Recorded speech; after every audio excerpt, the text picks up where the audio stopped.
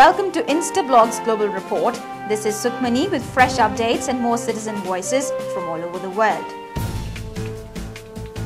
Stories for the day are: abandoned deal between the Philippines government and MILF reignites the rebel war. Lebanese women fight the nationality laws. Dharavi, India's largest slum, eyed by real estate developers. And anti-Americanism sentiments seething in South America.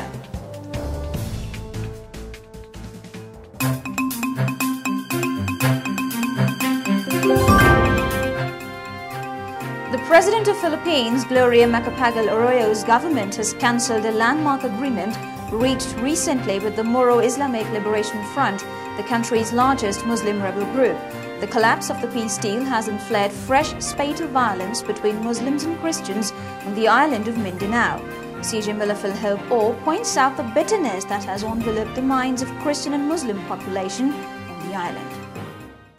This is Milafil Awe, citizen journalist, reporting from Philippines on Instablogs. Human history is fraught with conflicts, for instance, political, economic, social, cultural. Some of them have been overcome successfully. Others await solution. The battle raging on the beautiful island of Mindanao has managed to create the most dreadful divide that transcends all the above categories. The story of Christian Rita Lapi and Muslim Latifah carain epitomizes not just the rift between the two communities, but also division of heart, mind, and soul. This is absolutely tragic and could have disastrous consequences for Christian and Muslim population of Mindanao.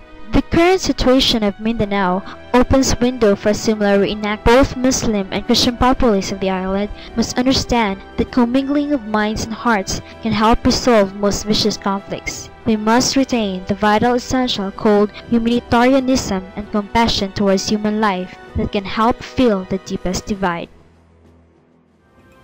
Lebanese women are fighting nationality laws that do not allow them to pass their nationality to their children in case of separation. Women's groups are demanding increased representation within the government to fight such discriminatory laws. CJ Rasha Jundi from Lebanon believes that poor representation within the government allows the continuation of such discriminatory laws in the region's socially most liberal country. This is Rasha Al-Jundi, citizen journalist, reporting from Lebanon for Instablog. Thousands of children in Lebanon are denied full access to education, healthcare, and residency because they do not have the Lebanese citizenship. Lebanese women cannot pass on their nationality to their children. In the event of separation, it is the father who gains automatic custody, according to the Lebanese nationality law. In a country famed for being the region's most socially liberal and politically democratic, just one woman, Bahia Hariri, the sister of slain former premier Rafiq Hariri, is a member of Lebanon's new unity cabinet. Women's groups are demanding 35% reservation within government, so that issues like custody and nationality law could take precedence. Poor political representation is hampering women's ability to form inequitable laws. Many Lebanese women have children abroad who would like to return to Lebanon with their families, but are prohibited because they are unable to provide legal papers to their families. Indian leaders and elites are yearning to transform Mumbai into a world-class city that embodies the new India of stock markets and Bollywood glamour. Real estate developers are floating plans to convert Dharavi, a prime-time real estate, into high-rises and parks. CJ Radhika from India opposes the plan. She wants the poor but industrious slum dwellers of Dharavi to fight it out against the move. This is Radhika, citizen journalist, reporting from India. Plans to demolish Dharavi, the largest slum in Mumbai, are fast adrift. Reason being the desire to transform Mumbai into Indian Shanghai, replete with swankest buildings and booming commercial centers. Actually, the plan is meant to erase the patch that puts Mumbai, India's commercial heart, to shame in the eyes of streaming visitors. Is erasing Dharavi the only way to uplift Mumbai from its sense of ignominy? Mumbai should be proud of Dharavi. Slum dwellers should be given assistance to better their surroundings. The corner, no matter how miserable, provides shelter and means of livelihood to thousands who flock Mumbai in hope of better future. Besides, Dharavi is an asset, not a liability. The number of informal businesses and cottage industries that run from within it help meet the metro's insatiable demands. With Mumbai already starved for space, all the talk of rehabilitating slum dwellers in new buildings within Mumbai is absolute nonsense. Both Dharavians and Mumbaites should unite and fight the real culprits, real estate developers others who want to enrich themselves at their cost. Anti-Americanism is simmering in South America due to the United States' policy of supporting dictatorships by toppling democratically elected governments. Newly emerging regional powers such as Brazil is being praised widely for supporting these governments, whether leftist or otherwise.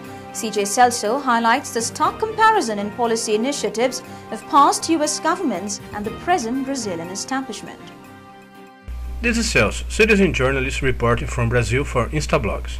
They say being anti-American is to be fascist, Nazi, terrorist, communist and anarchist. Anyway, there are unpleasant adjectives to describe those who criticize the actions of United States here in South America. But is that true? In the 60s, the dictatorships which proliferated here were all supported by United States. If those countries refused to overthrow their leftist presidents, were threatened. If a government wanted to invest in land reform, education, public health, distribution of income was immediately struck through of communists and should be deposed. The biggest democracy in the world shouldn't support other democracies. That's a paradox, more than this, hypocrisy. Fortunately, this situation is changing. Brazil is becoming itself a regional power that acts multilaterally, respecting all neighboring countries, in search of a political integration that will strengthen South America and the world. Am a Nazi or terrorist just because I want democracy? If you want your voice to be heard by millions, let Instablogs be your choice. You can contact us at cj@instablogs.com. That's all for today's show. We'll be back with fresh updates and more citizen voices. Till then, it's goodbye from the entire team of Global Report.